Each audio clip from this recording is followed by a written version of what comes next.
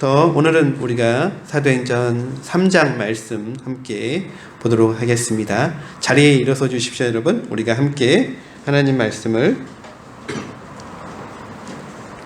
선포하겠습니다. 자, 이 말씀이 우리에게 어떤 영향을 주는지 우리 함께 보도록 하겠습니다. 성경을 드시고 주보를 드시고 한번 하겠습니다. 시작. 이것은 내 성경입니다. 성경은 내가 누구인지, 내가 무엇을 가졌는지, 무엇을 할 수 있는지 알려줍니다. 오늘 하나님 말씀을 배웁니다. 이 시간에 담대히 선포합니다. 내 마음은 열려 있습니다. 나는 변화될 것입니다. 예수님 이름으로 기도합니다. 아멘. 네. 자, 오늘은 나면서부터 안진뱅이를 고치신 이야기를 보려고 하는데요. 보기 전에 여러분 사도행전 1장부터 11장 사도행전 1장부터 11장을 한번 암송 한번 해보도록 하겠습니다. 함께 다 같이 하고 그리고 나서 이제 제가 한번 물어보겠습니다. 1번 타자는 우리 임찬희 학생입니다. 준비해 주세요. 자, 볼까요? 자, 1장 뭐죠? 2장 3장 4장 3장이 안진뱅이에요? 네. 4장 5장 6장 일곱집사예요? 네, 보세요. 보고 하세요. 자, 7장 8장 9장 10장 11장 12장 10장 없어요. 자, 1번 타자. 또 넘어가네요. 왜 그러지? 자, 1번 타자 우리 임찬이 한번 해볼까요? 1장. 자, 다같이 2장. 다같이 2장 해주세요. 2장 3장 4장 5장 6장 7장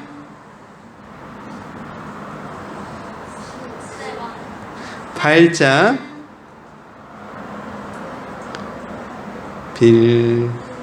네, 9장 사울 10장 스텝 했는데요. 고넬료 11장 안디오. 자, 좋습니다. 두 번째 타자 민우 형제 한번 해볼까요? 1장 2장 예? 정직하긴 한데 민우 형제가 하품하고 있길래 시켰습니다. 민우 형제 외우기 위해서 우리 다 같이 도와줄게요. 2장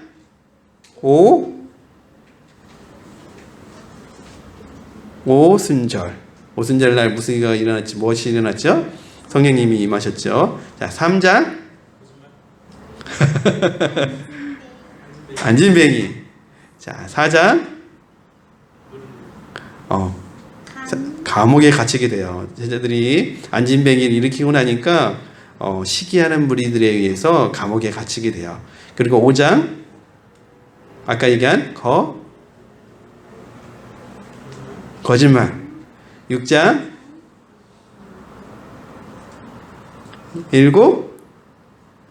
일꾼. 자, 그 다음에 7장 스테반. 8장 빌립. 9장 사울. 10장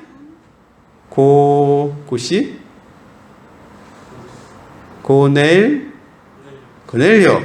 11장 안디오. 좋습니다.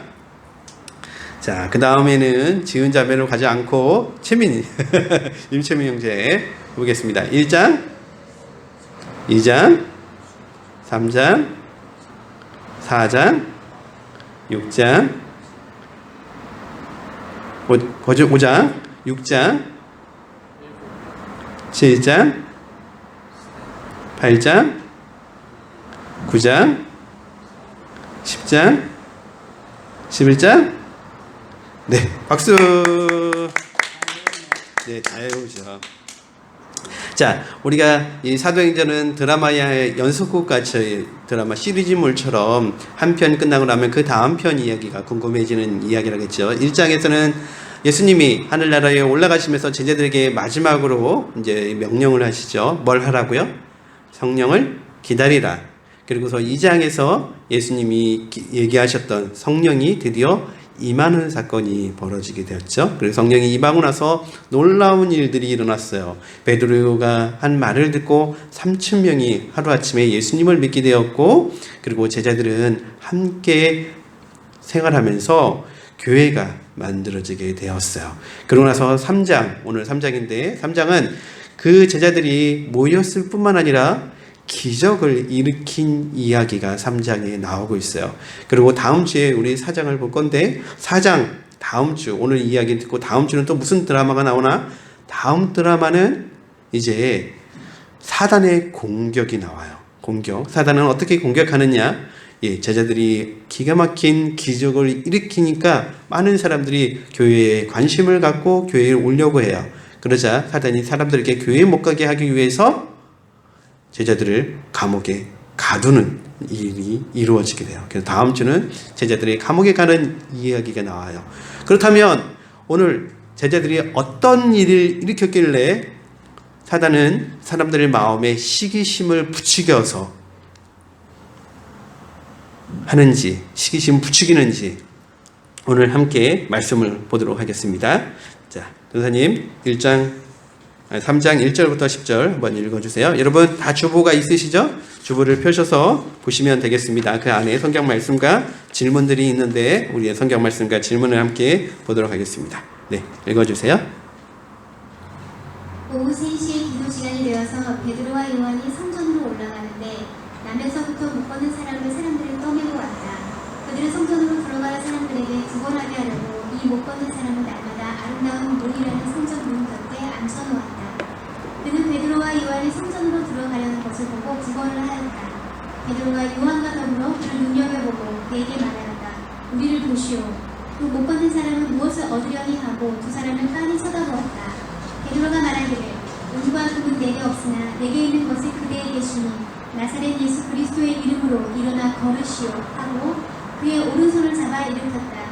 그는 즉시 다리와 발목에 힘을 얻어서 벌떡 일어나서 걸었다. 그는 걷기도 하고 뛰기도 하며 하나님을 찬양하면서 그들과 함께 성전으로 들어갔다. 사람들은 모두 그가 걸어다니는 것과 하나님을 찬양하는 것을 보고 또 그가 아름다운 문 곁에 앉아 구걸하던 바로 그 사람임을 알고서 그에게 일어난 일로 몹시 놀랐으며 이상하게 여겼다. 네, 질문 1번 한번 보겠습니다. 베드로와 요한은 언제 어디서 무엇을 하다가 걷지 못하는 사람을 만났나요? 언제? 네, 오후 3시에 어디에서? 성전. 예, 성전에서 무엇을 하다가요? 기도 시간이 되어서 기도하러 성전에 가다가.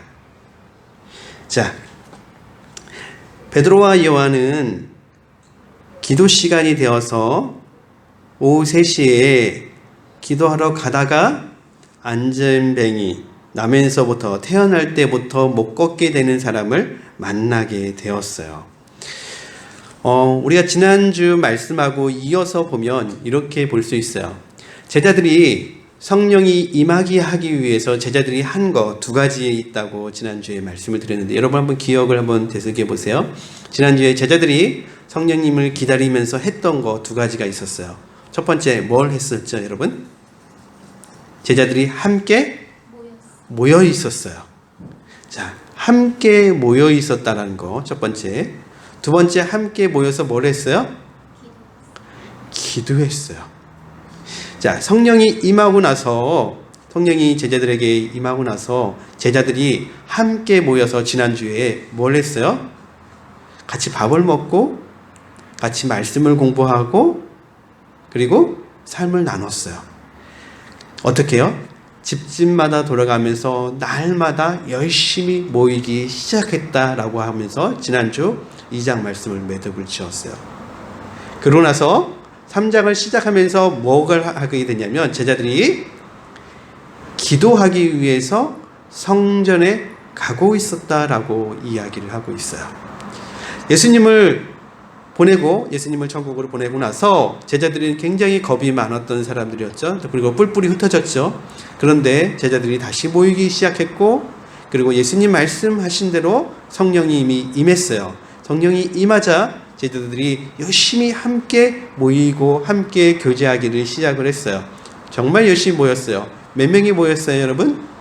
대략 3,000명 가까이가 매일 같이 모여서 교제하고 같이 밥을 먹고 예배를 드리고 하나님 앞에 말씀을 배우는 시간을 가졌어요. 그러고 나서 제자들은 오늘 말씀에 비춰보면 자기들끼리 똘똘 뭉친 것뿐만 아니라 유대인들이 공식적으로 예배 드리러 가는 곳, 성전에 가서 예배 드리기 위해서 가고 있는 모습을 볼 수가 있어요. 열심히 모였을 뿐만 아니라 제자들은 뭘 하기를 열심히 하고 있는 모습을 볼 수 있어요? 기도하기를 열심히 하고 있는 모습을 볼 수 있어요. 기도하기를. 성령 충만해지면 변하는 사람들의 모습은 열심히 모이는 거예요. 나는 교회 가기 싫어요. 점점 싫어지고 있어요. 그게 어떤 증상이냐면 성령이 충만해지지 않고 있는 증상이에요. 예수님을 믿었어도, 우리가 예수님을 믿고 있어도 성령이 충만해지지 않은 상태에서는 열심히 모이기 싫어해요. 그리고 또 하나, 성령이 충만해지지 않으면 자연스럽게 이루어지는 것 중에 하나가는 기도하기를 좋아하지 않아요. 그리고 기도하는 모임에 적극적으로 참여하지 않는 것이 그리스도인의 자연적인 현상이에요.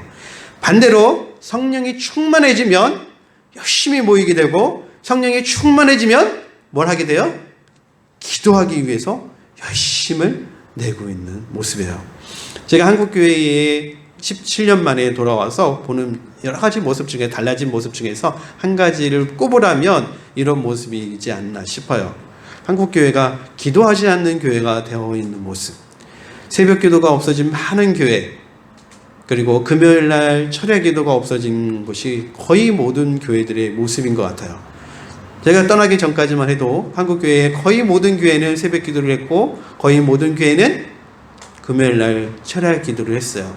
그렇지 않는 교회는 이상한 교회인 것처럼 비춰주고 있었어요.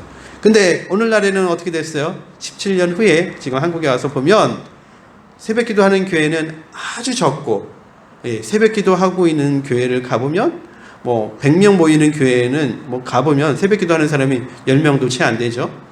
그리고 금요일날 철야는 거의 모든 교회에서 없어져 있어요.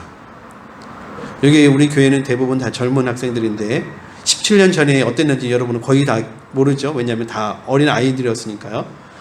근데 시간이 지나서 보니까 이렇게 많이 바뀌어져 있어요. 그래서 오늘 아침에 제가 일부 예배를 드릴 때 일부 예배 같이 드리는 사람들한테 제안했어요.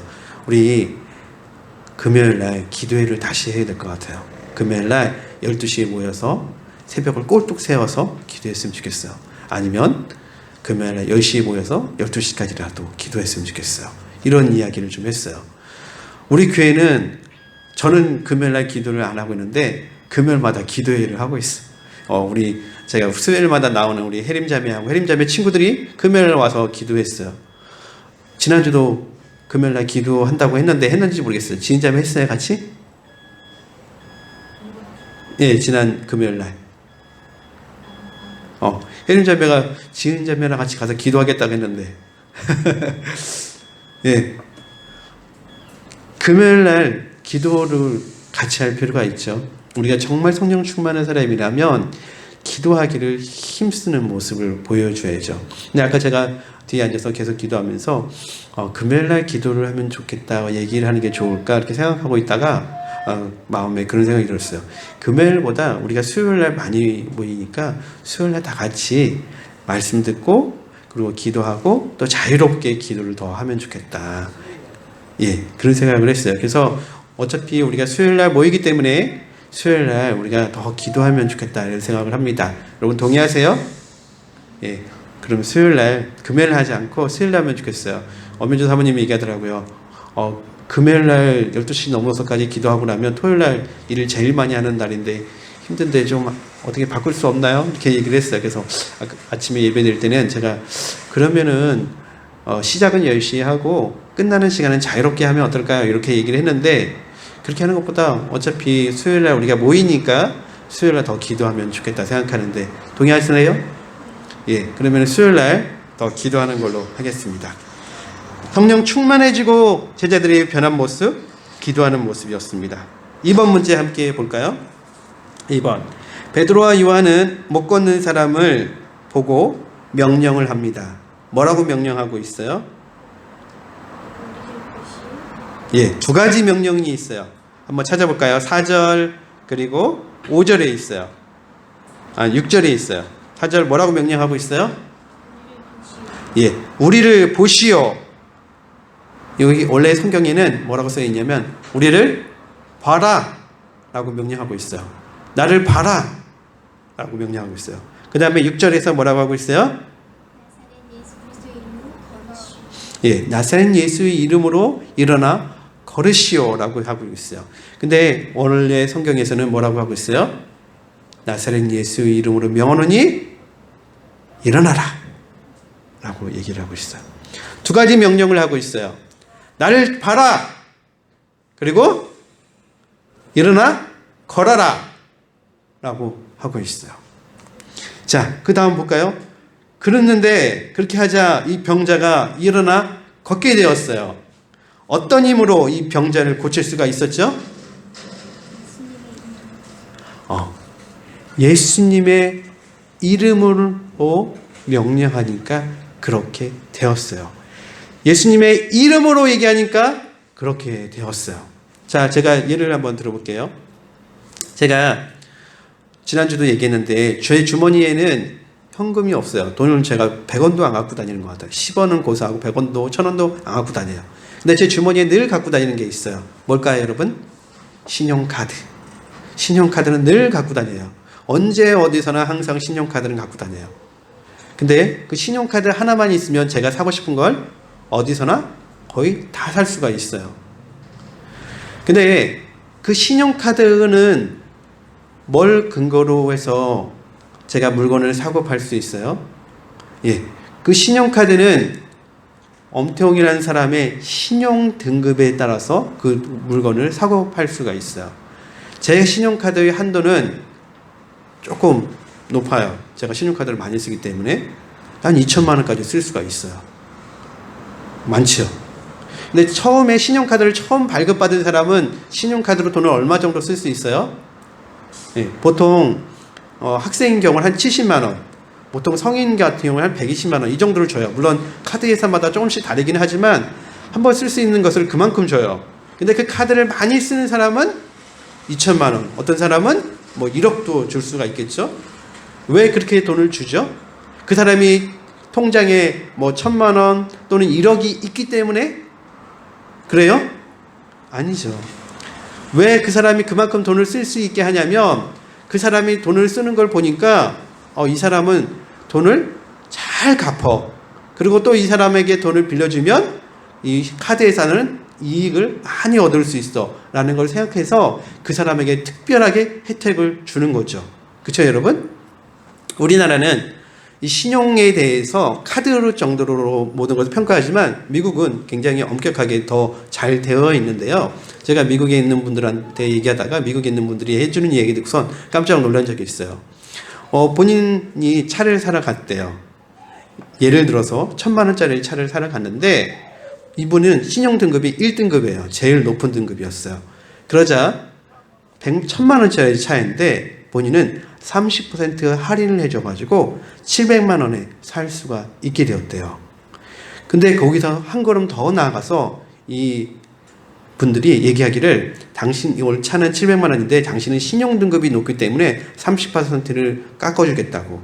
그리고 한 걸음 더 나아가서 보통 차를 살면 그 할부를 할 수 있잖아요.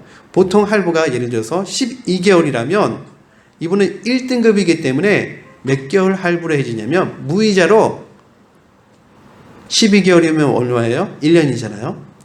120개월. 무려 몇 년? 10년 동안 무이자로 이분한테 할부를 해주겠다고 하더래요. 자, 그러면은 차를 살 수 있을까요? 없을까요? 당연히 살 수 있고 차를 굉장히 쉽게 살 수 있죠. 자, 한번 생각해 보세요, 여러분. 700만 원짜리를 10년에 걸쳐서 내면 한 달에 얼마 정도를 내야 돼요? 한 달에 7만 원도 안 돼요. 한 5만 원 정도만 내면 돼요. 1000만 원짜리 차를 한 달에 5만 원 정도 내면 그분은 살 수 있는 거예요. 뭐가 높기 때문에요? 신용 등급이 높기 때문에. 이게 미국의 이야기예요. 우리 한국에서는 신용 등급이 높다고 차를 깎아주지는 않아요. 그래서 여러분 한국 가서 얘기하면 안 되지만 미국은 그렇게 해요. 근데 차만이냐? 아니에요. 집도 역시 마찬가지예요. 집도 1억짜리 집을 그분은 신용 등급이 높기 때문에 얼마에 살 수 있어요? 예, 7천만 원에 살 수 있는 거예요. 1억짜리 집을. 3천만 원을 그냥 가만히 있어도 벌게 되는 거예요. 왜요? 신용 등급이 높기 때문에. 자, 신용 등급은 그 사람을 뭘로 평가해줘요? 예, 그 사람이 돈을 얼만큼 쓸 수 있는지 그것을 평가해주는 역할을 하고 있어요. 자, 근데 신용 등급만이 아니라 우리가 살고 있는 이 세상에서는 우리가 갖고 있는 이름이 어떤 이름이냐에 따라서 그 사람이 갖고 있는 힘, 그 사람의 영향력은 굉장히 달라지게 되어 있어요. 제가 매일 설교를 하고서 유튜브에 이렇게 올리는데 많이 보면 한 주에 20몇 명이 봐요. 근데 대부분의 경우는 한 10명 정도가 이게 사실 다 보는지도 몰라요. 이게 클릭한 숫자가 조회수가 20몇 명 정도 되고 평상시에 한 2-3명? 조금 많이 보면 한 10몇 명이 평상시에 이렇게 유튜브에 올린 설교를 이렇게 클릭해서 이렇게 봐요. 근데 똑같은 설교를 해도 엄태웅이 아니라 우리가 이름만 대면 아는 유명한 목사님이 설교를 했다. 똑같은 내용을 가지고도요. 그러면 조회수가 어떻게 될까요? 예, 달라져요. 우리나라에서 제일 유명한 목사님이 누구예요? 여러분이 갖고 있는 생각이 많이 달라서 모르겠어요. 우리가 아는, 이름만 들면 아는 유명한 목사님이 있다고 쳐요. 그 목사님이 이름으로 제가 하는 똑같은 내용의 설교를 올렸어요. 그러면은 최소한 그분이 올린 것은 한 번에 100만도 보고 200만도 보고 그래요. 어떤 차이가 있어요? 예, 내용이 아니라 사람의 이름의 차이가 있어요. 하나만 더 예를 들어볼까요? 제가 제일 친한 친구가 미국에서 제일 유명한 워렌 버핏 그리고 빌 게이츠가 저의 제일 친한 친구예요. 근데 제가 대전의 아름다운 교회에 교회를 하게 되었다는 것을 제 친구 두 사람이 워렌 버핏하고 빌 게이츠가 해시태그하고 트위터에 올리고 페이스북에 올렸어요. 자, 그러고 나서 제가 교회에 왔어요. 이번 주에 그 친구들이 올리고 이번 주에 교회에 오면 이 자리에 사람들이 몇 명이 있었을까요? 만약에 빌 게이츠하고 워렌 버핏이 트위터하고 페이스북에 올렸다면 제가 장담은 못하겠지만 그 친구들이 내가 제일 좋아하는 친구가 엄태웅이라는 사람인데 목사인다. 근데 그 친구가 대전에 있는데 여기 하계동이라는 곳에 이렇게 위치를 딱 정확하게 알려주면서 거기서 목회를 하고 있다. 난 그 친구의 설교를 들을 때마다 너무너무 감동받고 울고 너무 좋다. 그 친구를 여러분도 한번 만났으면 좋겠어요. 딱 올렸어요. 빌 게이츠가. 제가 거짓말 조금 못해서 얘기하면 일요일날 이 자리는 여러분이 앉을 수가 없었을 거예요. 왜요? 예. 모든 사람들이 그 엄태웅이라는 사람이 누구지? 궁금해서 왔을 거고 기자들도 왔을 거예요. 아마도. 그래갖고선 자리가 꽉 찼을 거예요. 어제 저녁에 촛불 집회 하는데 그만큼의 사람은 아니겠지만 제 생각에 이 자리만큼은 꽉 찼을 거예요. 사람들이. 자, 도대체 사람이 갖고 있는 힘이 얼마나 센지를 우리가 그 이름을 통해서 알 수 있어요. 여러분이 갖고 있는 그 이름이 누구냐에 따라서 상황이 완전히 바뀌게 되는 거예요. 자, 제자들이 누구의 이름으로 이 남에서부터 태어난 걷지 못하는 사람을 일으켜 세웠죠? 예수님의 이름으로.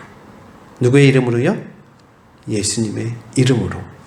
도대체 예수님은 어떤 분이길래 그 이름으로 손을 잡고 예수의 이름으로 명하노니 일어나 걸어라 그러니까 걷게 되었을까요? 예수님의 이름은 도대체 어떤 이름이길래 그 이름만 되면 그런 일이 일어날 수가 있었을까요? 예, 우리가 사도행전 1장과 2장을 보면 예수님은 어떠신 분이었어요? 죽었다가 살아나신 분이셨어요. 그리고 사도행전 1장과 2장을 보면 예수님은 어떤 분이셨어요? 하늘로 올라가신 분이셨어요. 그리고 하늘에 올라가셔서 하나님 어디에 계셨어요? 우편에 계셨어요.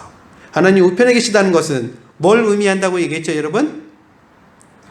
예, 하나님과 동등한 위치라는 걸 얘기한다고 했어요. 예수님은 곧 누구세요? 예수님은 곧 누구세요? 하나님. 예수님은 곧 하나님이세요.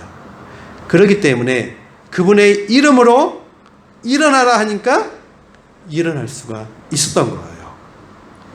뭘로?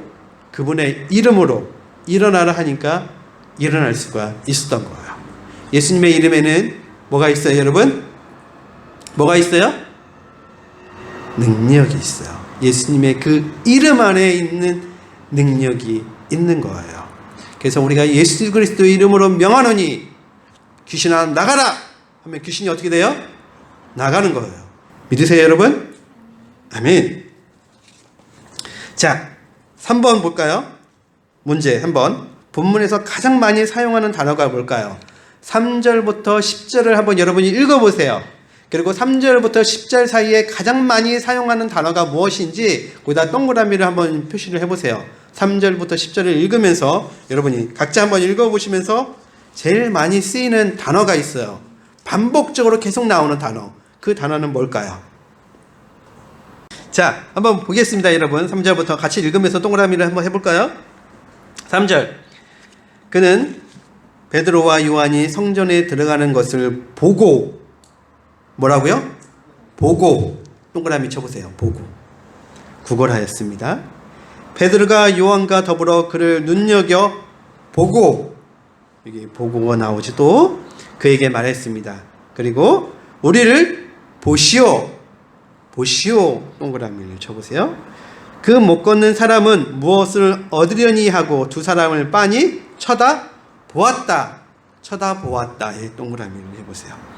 그리고 9절로 가볼게요. 사람들은 모두 그가 걸어다니는 것과 하나님을 찬양하는 것을 보고 역시 동그라미를 쳐보세요. 자, 3절부터 10절까지 반복되는 단어가 있는데 그 반복되는 단어는 이 단어가 이 이야기에서 이 단어가 중요하기 때문에 반복돼서 나오는 거예요. 자, 이 구걸하는 사람은요 매일 똑같은 시간대에 나와서 구걸을 했어요. 매일 똑같은 시간대에 나와서 구걸을 해요. 그리고 진행하는 사람을 보다가 돈을 주는 사람하고 돈을 안 주는 사람하고 구별할 줄을 알게 돼요. 어떻게 하면? 매일 그 일을 하게 되다 보면 그 일을 알게 돼요. 이 구걸하는 사람도 그랬을 것 같아요. 제 생각에. 구걸하는 사람이 사람들을 이렇게 예배드리러 이렇게 사람들 가는 거 보다가 구걸해요. 돈 좀 주세요. 돈 좀 주세요. 하지만 딱 저기 지나갈 때 민우 형제 같은 사람 딱 지나가면 아, 저 사람은 틀림없이 돈을 줄 거야 라고 생각해서 돈 달라고 했을 거예요. 베드로와 요한이 이날 기도하러 가는데 기도하러 가고 있었으니까 이 사람들이 얼굴이 어땠을까요? 아마도 성령 충만해서 얼굴이 뭐 반짝반짝 빛나지는 않았겠지만 뭔가 모르게 그 사람들이 얼굴에 좋은 윤기 나는 어떤 것이 있었을 거라고 생각이 들어요. 그래서 이 사람은 베드로와 요한을 쳐다보고 뭐라고 했어요? 쳐다보고 라고 써있어요. 쳐다보고 돈 좀 주세요 라고 했어요. 그러자 베드로 요한은 한번 생각해 보세요. 베드로 요한이 오늘만 기도하러 간 게 아니라 매번 기도하는 것 같아요. 매번이 일주일에 한 번이 아니라 매일 그 사람은 매일 똑같은 장소에서 구걸하고 있었고 베드로와 요한도 매일 그 사람을 쳐다보고 그냥 지나갔을 거예요. 그냥 스쳐 지나갔을 거예요. 근데 오늘은 뭐 했어요? 베드로가 유심히 쳐다보고 있는 거예요. 그러더니 베드로가 요한이 그 사람의 손을 잡고 우리를 쳐다봐라 하고 얘기했죠. 첫 번째 얘기했어요. 뭐라고요? 우리를 봐라 하고선 예수님의 이름으로 손을 잡고, 그 사람이 손을 잡고 예수님의 이름으로 명하노니 일어나라 하고선 손을 잡고 일으켜 세웠어요. 그러자 그분이 일어나게 되었어요. 어떻게 했더니요? 바라보고 나니까 일어나게 된 거예요. 자, 여러분은 뭘 보고서 살아가고 계세요? 여러분 앞에 있는 것이 무엇이에요? 우리 학교 다닐 때 여러분 다 큰바위 얼굴이라는 소설을 봤죠? 그 큰바위 얼굴이라는 것을 보고 자란 그 소설 속의 주인공은 그 바위를 본 그대로 본인이 큰바위 얼굴이 되었어요. 그렇죠? 뭘 보고 사세요? 매일매일 핸드폰 속에 있는 게임, 또는 텔레비전 속에 있는 드라마, 또는 주머니에 있는 돈, 또는 매일매일 보는 성적표, 또는 책상에 붙어있는 반드시 서울대를 가자, 이런 표를 보고 사세요? 무엇을 보고 사세요? 여러분이 바라보는 그것대로 우리 인생은 그렇게 되어가는 거예요. 내가 돈을 좋아하면 돈을 딱 벌게 써놓겠죠. 여기다가 딱 돈, 뭐 예를 들면 5년 안에 뭐 10억을 벌자 딱 붙여놨어요. 그러면 그 사람의 목표는 뭐냐면 돈 버는 거예요. 눈 뜨고 일어나면, 잠자고 일어나면 돈 버는 거예요. 학생들은 딱 붙여놓고서 서울대를 가자 딱 써놨으면 매일 아침에 보는 게 그거이기 때문에 그걸 위해서 인생을 사는 거예요. 무엇을 써놓고 무엇을 바라보느냐에 따라서 그 사람의 인생은 그것으로 인해서 결정이 되는 거예요. 물론 어떤 사람은 성공하기도 하고 어떤 사람은 실패하기도 하지만 그것이 사람들의 기준으로 성공이고 그게 사람들의 보는 기준으로 실패이지만 내가 바라보는 그것이 곧 나의 인생이 되는 거예요. 뭘 바라보고 사세요, 여러분? 여러분이 보는 바로 그것이 여러분의 인생이 되는 거예요. 서울대를 목표로 하고 사는 인생, 열심히 공부하죠. 서울대를 목표로 하고 살면, 그러면은 서울대를 못 가도 충남대를 갈 수 있는 거예요. 목표가 1억이에요. 10억이에요. 목표가 10억이면 그 10억을 위해서 열심히 보고 사는 사람은 10억은 못 벌어도 1억은 벌 거고 뭐 1,000만 원은 5천만 원은 버는 거예요. 그게 그 사람의 인생을 결정하는 거예요. 이 구걸하는 사람은 목표가 뭐였어요? 돈이었어요. 베드로하고 요한이 지나가는 걸 보니까 돈이 생길 것 같은 거였어. 베드로와 요한은 뭘 봤어요? 베드로와 요한은 갖고 있는 게 없어. 돈도 없었어. 베드로와 요한은 보고 싶은 건 그것이 아니었죠.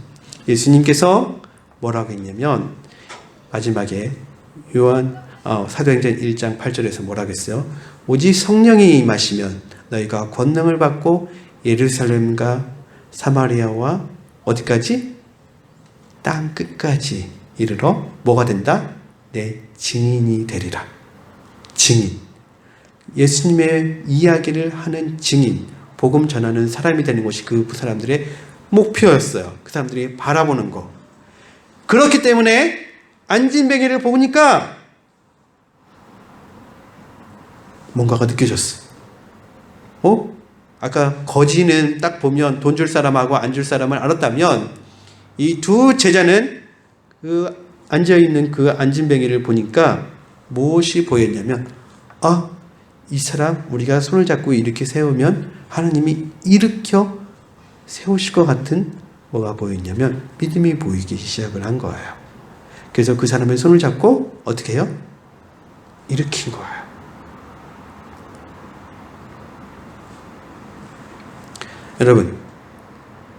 여러분은 목표가 뭐예요? 여러분 꿈이 뭐예요?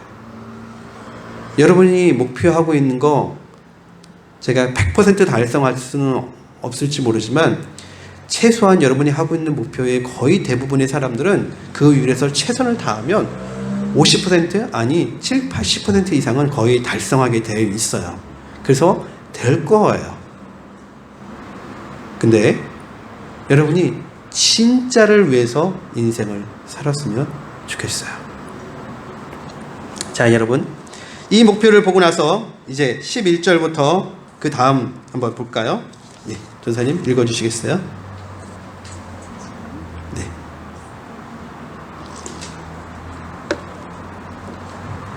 그 사람이 베드로와 요한 곁에 머물러 있는데 사람들이 모두 크게 놀라서 솔로몬 행각이라고 하는 곳으로 달려와서 그들에게로 모여들었다.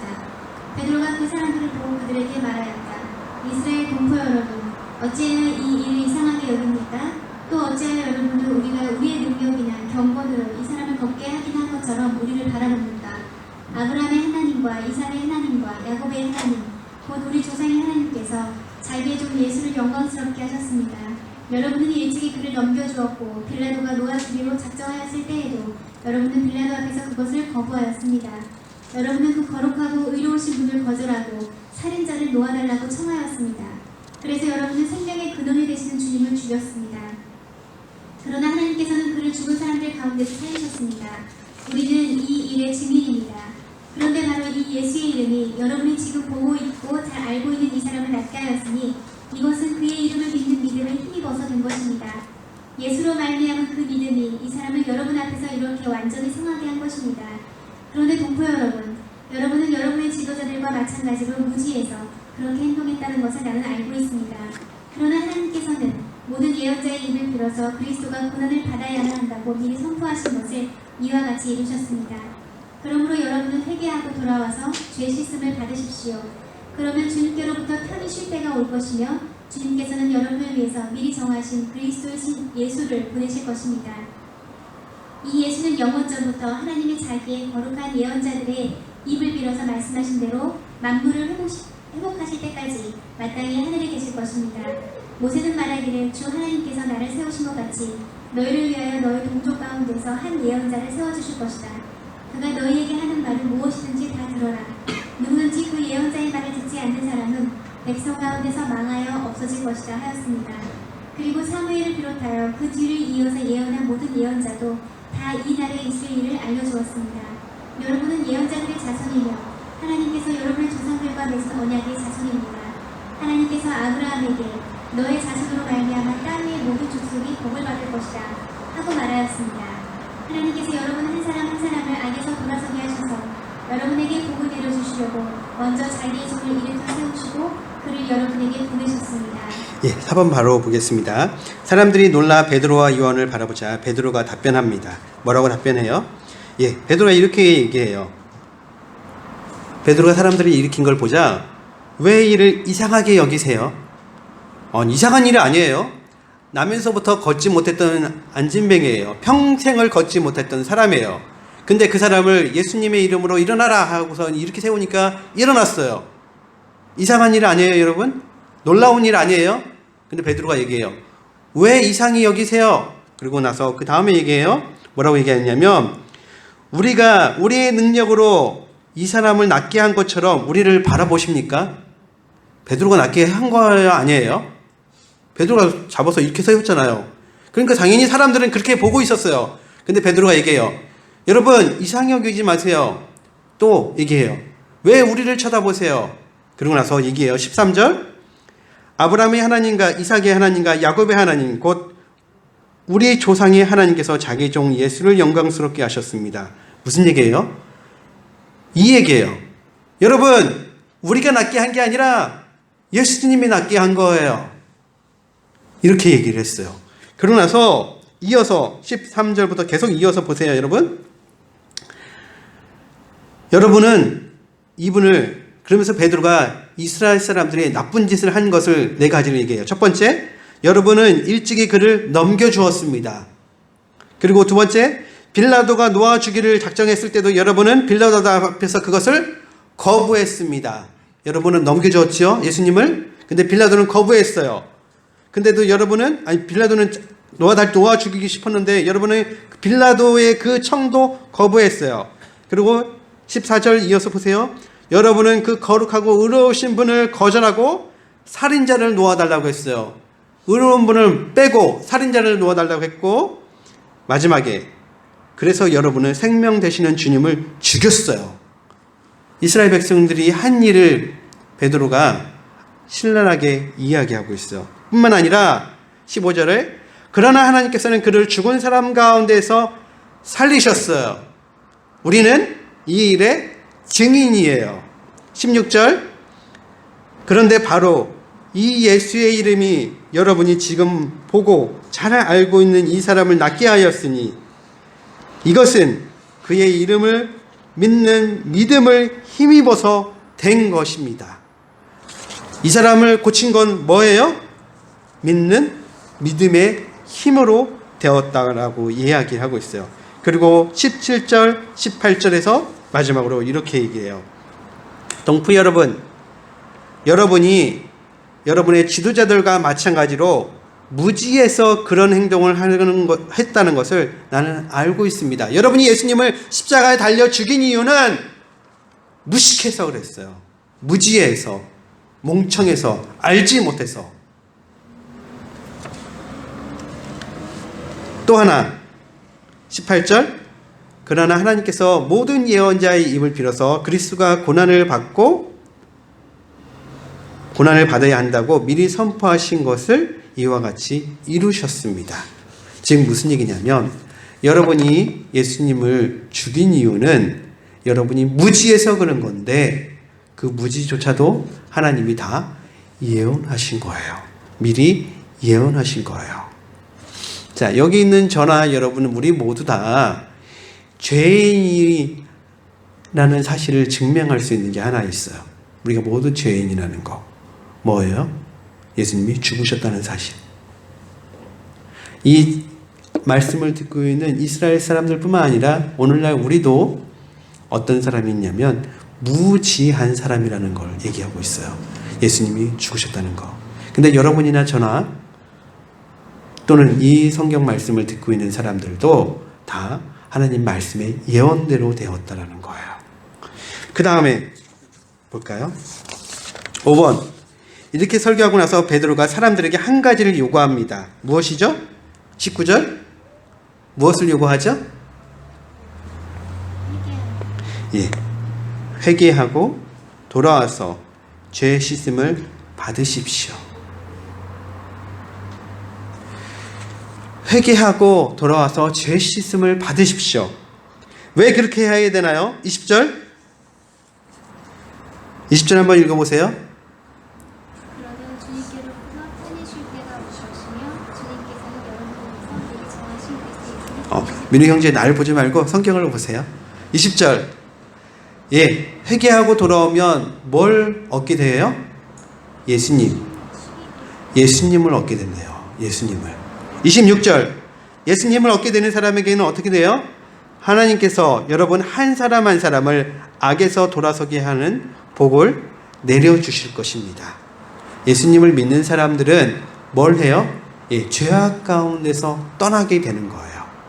예수님을 믿게 되는 사람은 죄악 가운데서 떠나게 되는 축복을 받게 돼요. 지난주 말씀을 다시 한번 생각해 보면 성령을 받으면 회개하면 두 가지를 하나님이 주신다고 하셨어요.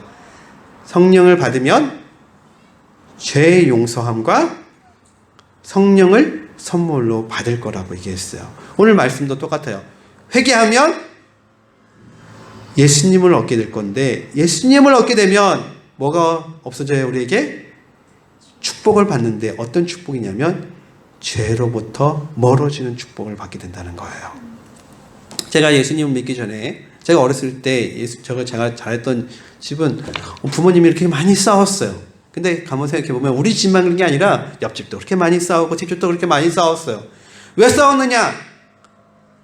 여러 가지 이유였는데 가장 큰 이유 중에 하나였던 것은 술이었어요.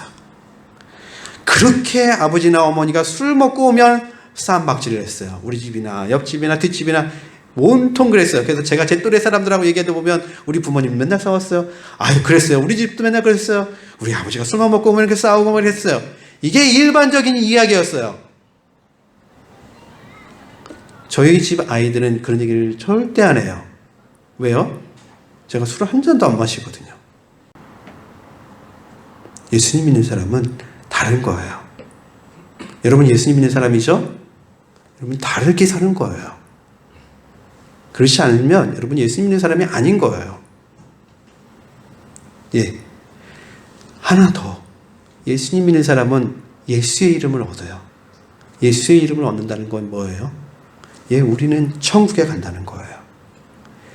이 세상에서는 그 훌륭한 어떤 목사님, 그 어떤 성자, 어떤 훌륭한 신자랄지라도 예, 못된 게 있죠. 부족한 게 있죠. 그리고 싸우기도 하겠죠. 하지만 우리의 영원한 죄는 어떻게 해서 없어져요?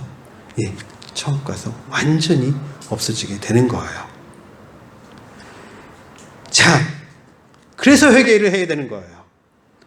제가 어제 며칠 전에 한 사모님을 만났는데 목사님이기도 하고 사모님이기도 한 분이었는데요.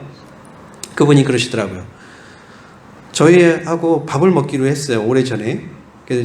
그분이 항상 밥을 사주기 때문에 저희가 밥을 사주겠다고 그분들한테 전화를 했어요. 그랬더니 그분이 제가 시간이 안 돼서 다음에 할게요. 몇 번 전화를 했는데 다음에 항상 저희한테 밥을 잘 사주는 분이기 때문에 저희가 식사 대접을 하려고 했어요. 그리고 그분은 제 스승님이세요. 그래서 그렇게 하려고 했어요. 그랬더니 이분이 항상 이렇게 뒤로 이렇게 미루셨다가 전화가 왔어요. 식사하자고. 그래서 이제 식사하러 갔어요. 그래서 식사하고 나서 이제 얘기가 나왔는데 그분이 딱 그러시는 거예요. 어제 너무 아팠대요. 허리가 끊어질 정도로 너무 아팠대요. 그래서 하나님 앞에 기도했대요. 하나님, 제 허리가 왜 이렇게 아프죠? 제가 잘못한 게 뭐가 있죠? 그래서 하나님 앞에 회개하면서 기도를 했대요. 그 순간에 딱 그게 생각나더래요. 저희가 밥 먹자고 했는데 밥을 안 먹은 게 생각나더래요. 그래서 얼른 전화를 했대요. 밥 먹자고. 저희가 밥을 항상 얻어먹기 때문에 저희가 대접하겠다고 사드리겠다고 했는데 끝끝내 본인들이 밥을 사주셨어요. 근데 제가 그분의 말씀을 들으면서 와닿는 게 있었어요. 뭐가 와닿냐면 나는 매일매일 나 자신을 돌아보고 살고 있는가? 내가 정말 하나님의 사람으로서 하나님을 믿고 따르고 있다고 하는 사람으로서 내 자신을 돌아보고 살고 있는가? 이런 생각을 하면서 저 자신을 돌아보면서 회개하는 시간을 가졌는데요. 여러분 지금 어떠세요? 여러분 잘 살고 있으세요? 그러면 제가 박수 쳐드리고 싶고요. 여러분 우리가 좀 혹시 부족한 거 있으세요? 내가 좀 부족해요? 그럼 하나님 앞에 회개해야 하죠. 회개할수록 죄에서 멀어지는 거예요. 예, 우리는 모두 다 천국에 갈 거예요. 하지만 이 땅에서 우리의 죄악 가운데 살지 않기 위해서는 계속 하나님 앞에 회개하는 거예요.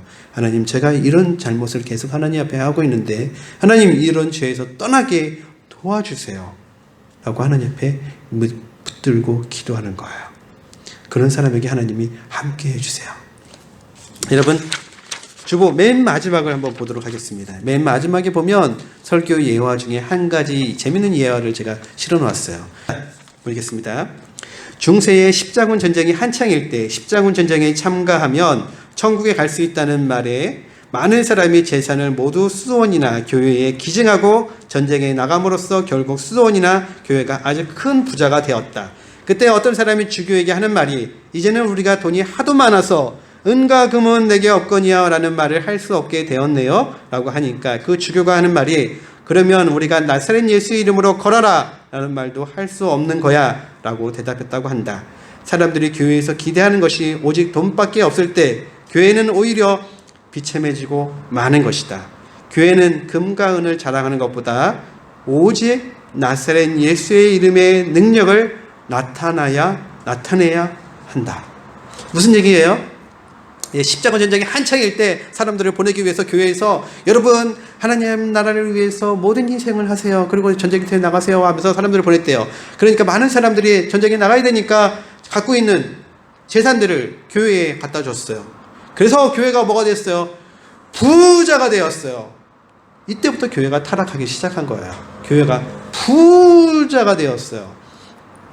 그러고 나서 사람들이 교회에게 뭘 해요? 힘들 때마다 교회가 부자니까 우리를 좀 도와주세요 라고 하기 시작을 했대요. 그러니까 교회는 뭘 할 수 없는 시대가 되었어요? 예수님의 이름으로 기도하겠습니다 라는 말을 할 수 없는 시대가 되었대요. 교회가 돈이 많으니까. 여러분 밖에 나가서 사람들에게 얘기해 보세요. 교회가 어떠냐고. 다들 얘기해요. 교회는 부자라고. 교회는 부자라고. 부자인 교회도 있지만 사실은 대부분의 교회는 가난해요. 근데 사람들은 다 그렇게 생각해요. 교회는 부자라고.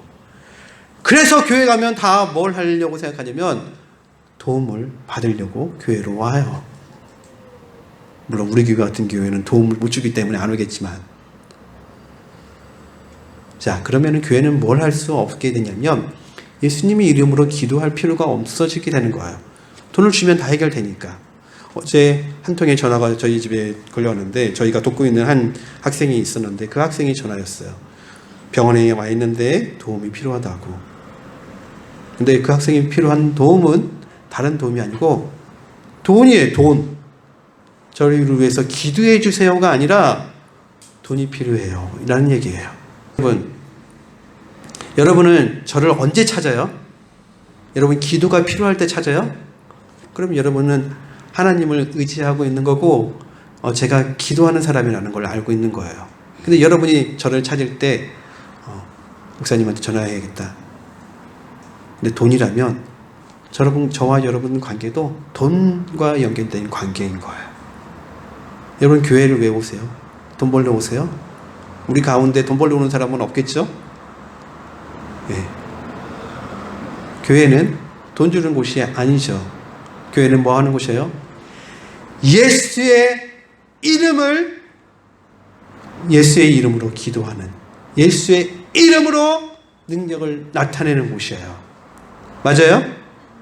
여러분 그래서 교회에 왔어요? 예. 교회는 예수님의 이름을 나타내는 곳이에요.